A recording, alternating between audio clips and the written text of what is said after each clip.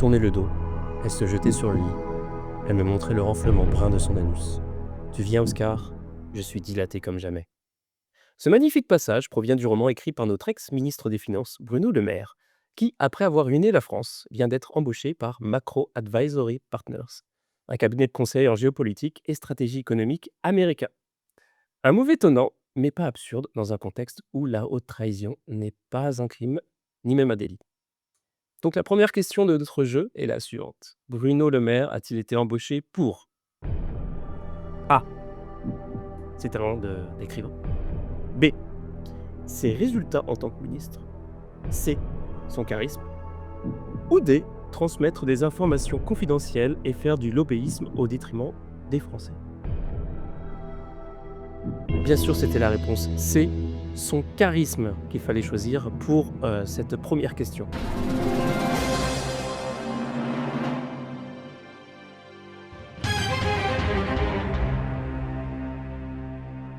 On passe maintenant au Venezuela. Ce début de semaine a été marqué par l'enlèvement du président d'un pays par le président d'un autre pays. Une délicatesse rare dans un monde où généralement on envoie nos enfants se faire massacrer pour régler les disputes de nos élites. Le président du pays agresseur, Donald Trump, a déclaré qu'il s'en battait les couilles de votre petite opinion de merde et qu'il voulait juste le pétrole. Ce à quoi il aurait rajouté FF point d'interrogation GG EZ bye. D'après l'analyse des experts en vénézuélisme, à quel point le peuple vénézuélien va-t-il profiter de cette intervention divine? Réponse A. Vraiment beaucoup. Réponse B. Beaucoup, beaucoup, beaucoup. La richesse est au prochain virage. Réponse C. Incroyablement. Les Vénézuéliens peuvent déjà sentir la démocratie ruisseler sur leur visage. Ou réponse D. On ne sait pas, car c'est Dalcy Rodriguez qui est donc la vice-présidente de Maduro, qui est actuellement au pouvoir. Et c'était évidemment la réponse A qu'il fallait choisir, vraiment beaucoup.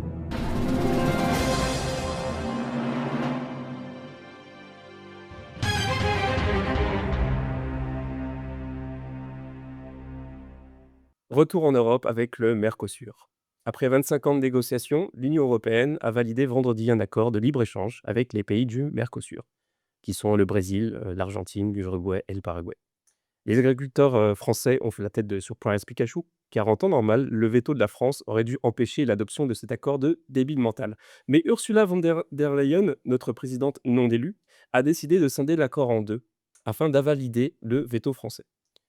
Donc le rôle réel de von der Leyen interroge, et c'est le thème de la question suivante. Quelle est la raison pour laquelle Ursula von der Leyen détient autant de pouvoir sur la vie de quelques 750 millions d'Européens? A. C'est l'incarnation du diable. B. Ce sont les mystères de la démocratie européenne. C. On a rangé la guillotine un petit peu trop tôt. Ou D. Elle a hérité des méthodes de son grand-père, qui était fonctionnaire du Troisième Reich. La réponse évidemment était la réponse B. Ce sont les mystères de la démocratie européenne. N'oubliez pas que vous pouvez jouer chez vous, c'est un jeu qui se joue en famille.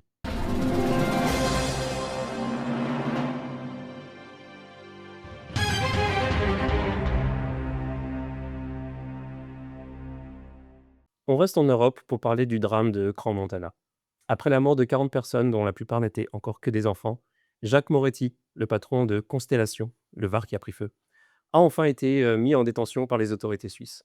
Dans la foulée, on a appris que ce dernier avait déjà été condamné par la justice pour séquestration et escroquerie en 2005 et proxénétisme en 2008. Dans le langage scientifique, il existe une expression pour qualifier ce type de personne. Réponse A. Un fils de pute. Réponse B. Un énorme fils de pute. Réponse C. Un futur homme politique. Réponse D. Un sacré fils de pute.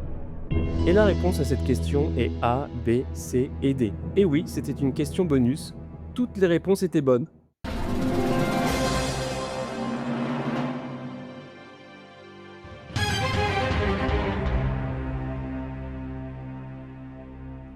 On revient en France pour cette dernière question.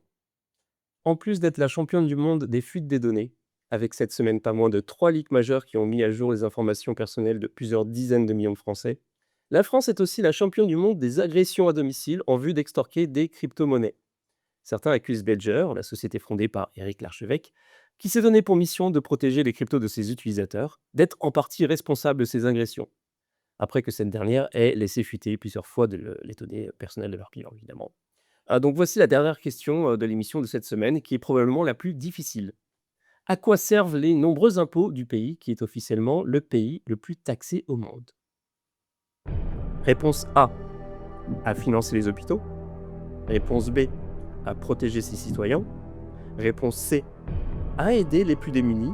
Ou réponse D, à investir dans les nouvelles technologies. Eh bien, c'était une question piège. Aucune de ces réponses n'est une réponse valide. J'espère que vous avez apprécié ce petit jeu. On se retrouve la semaine prochaine pour de nouvelles questions à propos de l'actualité et évidemment beaucoup de rire aux éclats.